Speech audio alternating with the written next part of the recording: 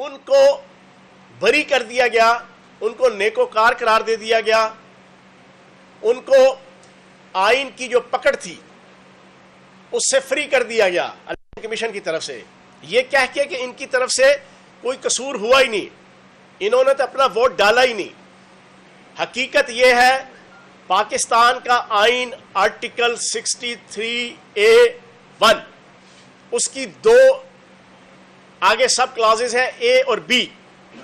B की जो है वो 3 कैटेगरीज है कि किन 3 वोटों के वक्त अगर मेंबर असेंबली पार्लियामेंट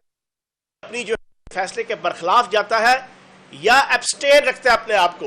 एब्सटेन का लफ्ज यूज हुआ है कि अपने आप को न्यूट्रल रखता है, अपने आप को जो इंस्ट्रक्शन पार्लिमानी पार्टी ने दी हुई है उसके मुताबिक चलता भी नहीं है और उसके बरखिलाफ भी नहीं जाता, अपने आप को न्यूट्रल रखता है, तब भी उसके ऊपर आइन का आर्टिकल 63A(1) की इंप्लीमेंटेशन होती है और वो डिसीट होता है और उसके ऊपर डिफेक्शन क्लास लगती है। ये क्लियर कट लिखा हुआ है।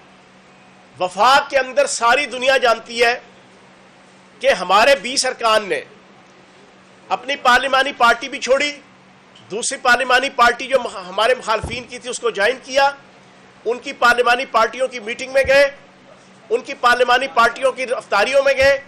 उनकी पार्लिमानी पार्टियों के साथ दिन और रातें भी बसर की, सिंध हाउस के अंदर जाके ऐलान किया और फर्रुख इल्ताफ के जो जेलम से हैं उन्होंने तो ऐलान कर दिया और उनके मुतल्लिक नून लीग ने कि इन्होंने नून लीग ज्वाइन कर ली है। और इसी तरीके से बाकियों ने भी आइन का आर्टिकल 63A(1) का जो अलिफ है उसके अंदर लिखा हुआ है कि अगर कोई मेंबर पार्लियामेंट वो मेंबर पार्लियामेंट की हैसियत से पार्टी की रुकनीयत से रिजाइन करता है या वो दूसरी पार्लिमानी पार्टी ज्वाइन कर लेता है तो उसके ऊपर डिफेक्शन क्लास लगती है। अब सारी दुनिया जानती है कि उन 20 लोटों ने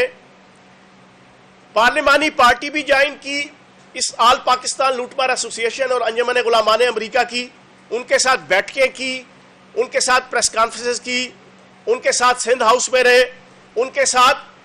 साथ असेंबली के अंदर उनकी साइड पे बैठे भी और फिर अपने आप को एब्सटेन रखा। ये कहते हैं जी कि उनका वोट नहीं पोल होने दिया। जनाब आइन के अंदर लिखा है, अगर आइन के अंदर ये नहीं लिखा फयाजुल हसन चौहान पूरी दुनिया के सामने माफी मांगेगा, पूरी दुनिया के सामने। इन्होंने अपने आप को एब्सटेन किया हमारी पार्लिमानी पार्टी की डायरेक्शन के बरखिलाफ। 26 बंदे, इनके ऊपर डिफेक्शन क्लास नहीं लगती। अगर आले शरीफ को खुश करने के लिए, अगर हमजा शहबाज का इक्तदार बचाने के लिए इल्लीगल, अगर हमजा शहबाज की बादशाहत और गवर्नरी बचाने के लिए वायसराय पाकिस्तान क्राइम मिनिस्टर मकसूद चपड़ासी के जो गवर्नर जनरल यहाँ हमजा शहबाज, वजीर आला इब्ने वजीर आजम,